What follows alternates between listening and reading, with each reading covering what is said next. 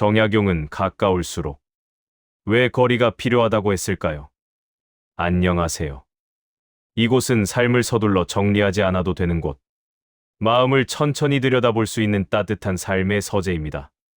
오늘은 조선의 실학자 정약용이 사람과 사람 사이의 거리를 어떻게 바라보았는지, 특히 나이가 들어갈수록 더 절실해지는 관계의 철학에 대해 함께 생각해 보려 합니다.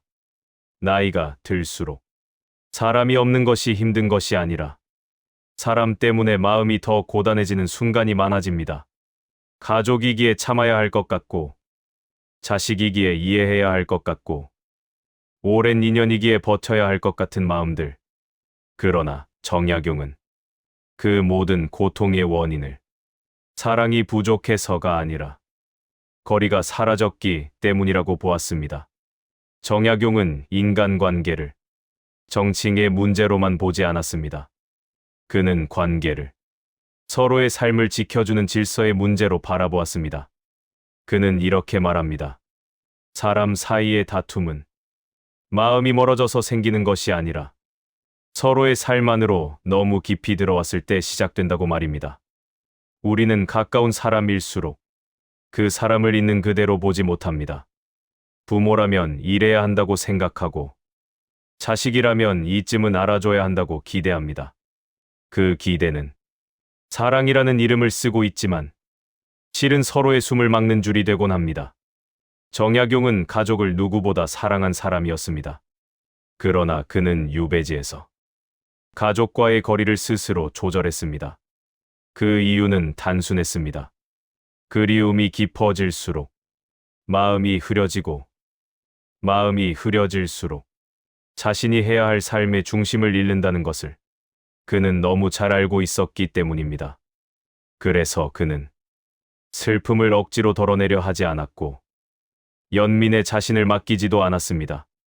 그는 차갑게 보일 만큼 스스로를 절제했지만, 그 선택은 사랑을 끊기 위한 것이 아니라 사랑을 오래 지키기 위한 거리두기였습니다. 정약용은 지나친 감정은 서로를 위로하지 못하고 함께 무너지게 만든다고 보았습니다. 나이가 들수록 우리는 누군가에게 기대고 싶어집니다. 그러나 정약용의 철학에서 노년에 가장 필요한 감정은 기대가 아니라 존중입니다. 그는 사람이 늙어서 가장 먼저 잃는 것은 돈이나 건강이 아니라 스스로에 대한 존중이라고 보았습니다. 이제 나도 어쩔 수 없지요. 나이가 있으니 참아야지요. 이 말들이 반복되는 순간 사람은 관계 안에서 자기 자리를 조금씩 내려놓게 됩니다. 정약용은 그 상태를 가장 경계했습니다. 관계란 한쪽이 낮아져서 유지되는 것이 아니라 각자가 자기 자리를 지킬 때 비로소 오래간다고 보았기 때문입니다.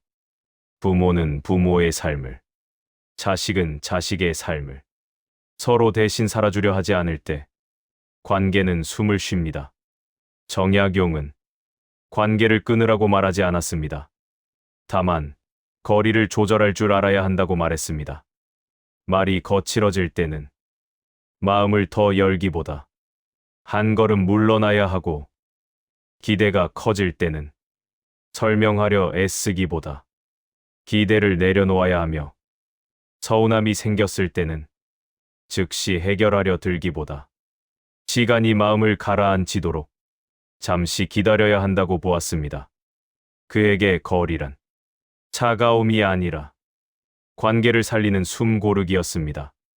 정약용은 너무 뜨거운 관계는 사람을 데우기보다 태운다고 말했습니다.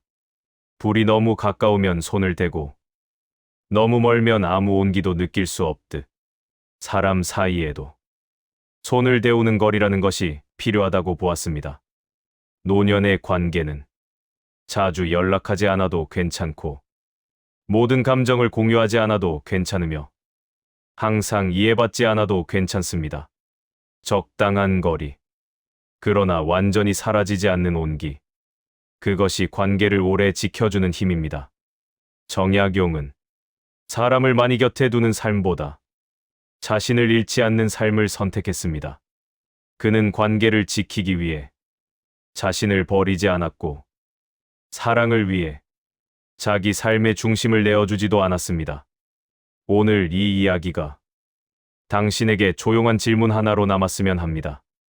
지금의 나는 누군가와 너무 가까워서 나 자신을 잃고 있지는 않은지, 이 질문 하나만으로도 관계는 조금씩 숨을 쉬기 시작합니다.